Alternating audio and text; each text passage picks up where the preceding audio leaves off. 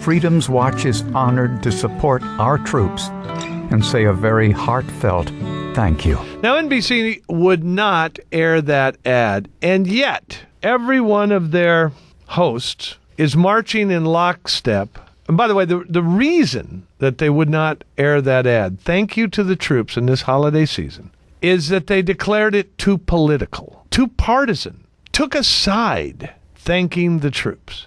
And yet every one of their hosts on a certain subset of the network, that is MSNBC, is marching in lockstep with one message: George Bush is evil. They do this every day. We watch them so you don't have to. And we keep an eye on what they are saying from the same far-left sources for which MSNBC derives all of its copy. Did you notice, Angry Rich, the big layoffs at MSNBC? I sure did, John. They're firing people left and right. You know what that means, Angry Rich? What does that mean, John? It means they will go to Media Matters, Think Progress, The Daily Kos, even more for their scripts. They will be relying even more on George Soros for what they say on the air, because there won't be any bodies around there to actually write the stuff for the anchors to read. A bright man or an honest man would have realized no later than the McConnell briefing that the only true danger about Iran was the damage that could be done by an unhinged, irrational Chicken Little of a president shooting his mouth off, backed up only by his own hysteria and his own delusions of omniscience. Not Mahmoud Ahmadinejad, Mr. Bush. The Chicken Little of presidents is the one, sir, that you see in the mirror. So let's see now. Thanking the troops is too political. Calling the president Chicken Little, demanding he be jailed, impeached, that is not political. Now, there is no question that MSNBC is the anti-American far left's propaganda arm on television. In fact, my former boss over there, Phil Griffin, he came to my wedding, has admitted as much in public. He admitted to the New York Times, we're going left. It seems to work for us. We've never managed to get any ratings on MSNBC all these years. Finally, we're getting a little bit by going left. We're going to continue to go left. Not even PBS comes close. Just listen to Bathtub Boy in his latest mall shooter, angry juvenile screed. He's so furious. He's so irrational. So stupid. Well, he is stupid, but he sits there and writes this stuff, and he reads it off the teleprompter with such passion, and the left laps it up like a kitten with a bowl of milk. The pathological presidential liar or an idiot in chief. It is the nightmare scenario of political science fiction, a critical juncture in our history, and contained in either answer, a president manifestly unfit to serve, and behind him in the vice presidency, an unapologetic warmonger who has long been seeing a world visible only to himself. NBC takes a sportscaster from ESPN, who they now use on their Sunday Night Football, doing halftime highlights, and allows him to say a president, this president, any president is, quote, manifestly unfit to serve.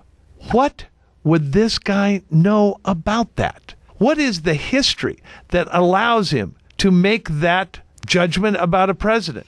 What everybody thought about Iran might in essence be crap. Crap, huh?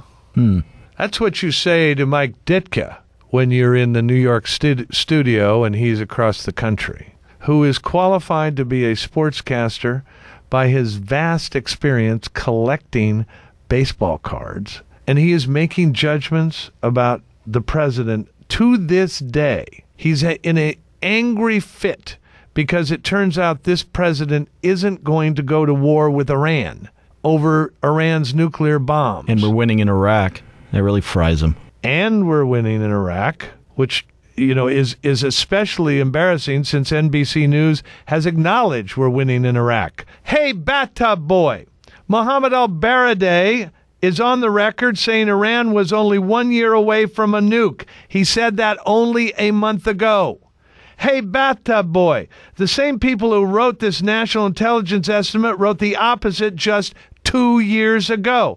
And since when are you a fan of the intelligence services and the truthfulness of their claims? Hey, bathtub boy, the man who wrote the 2007 National Intelligence Estimate said the opposite of what's in that report in July in testimony before the Congress. And you are demanding the president go to jail or be impeached? Hey, bathtub boy, Israel, Germany, and France all agree with Bush. They're not buying it that Iran has stopped their designs for a nuke. They all came out and said it on camera.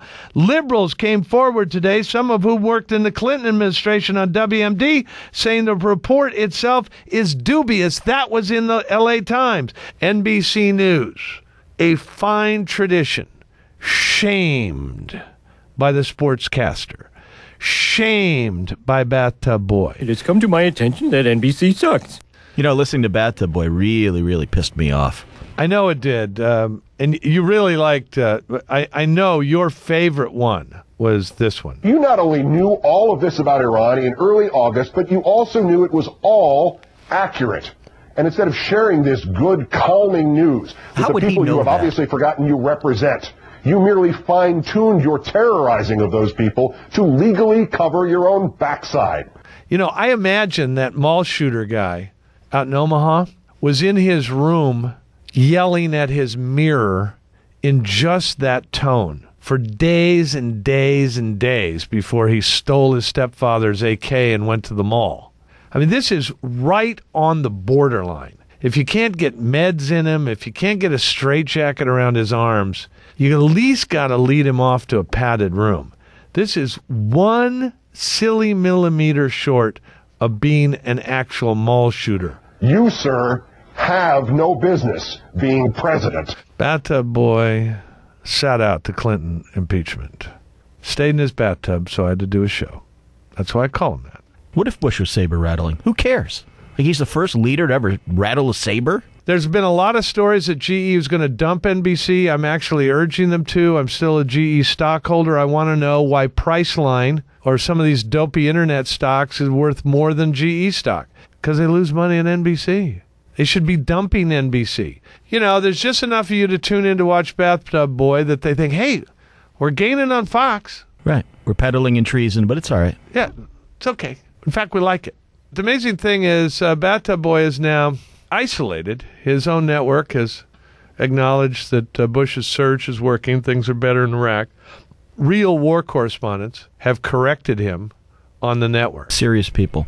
Tom Aspel has been in more places that will get you killed and emerged alive than Like anybody. a basketball game, for instance?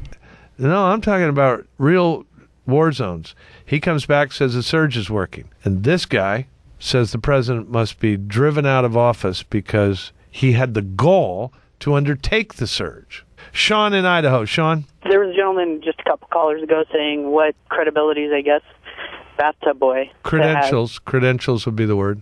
Well, the thing that I have a question is, what about the one who's number one in that time slot, Mr. O'Reilly? What about him? Didn't he also work on a show called The Current Affair? No. No. I believe that was in his book. No, it was Inside Edition. He anchored Inside Edition for a few years, but he had a long career as a correspondent and reporter for ABC News. He's very friendly with the people over at ABC, Charlie Gibson, Barbara Walters, all of them. That's why they go on a show. They remember Bill from when he worked at ABC. He has 25 years reporting experience. Before he ever came to be an analyst, he covered wars. He's been around the world. No, I mean, the people at Fox, there isn't... You know, Shep Smith, huge reporting credentials. John Scott, huge reporting credentials. Bill Hemmer, huge. I hate to tell you this. I've been doing it for 30 years. And this guy walks in from ESPN and starts demanding presidents resign. And you question my credentials? You question Fox credentials? Why don't you just get real and get a life and take a look at the garbage you are being spoon-fed? John Gibson of Fixed News, today's worst person in the world. Always striving to be the worst to bathtub boy. You should crawl off into a hole and die. But the best to you. John Gibson on Fox News Talk.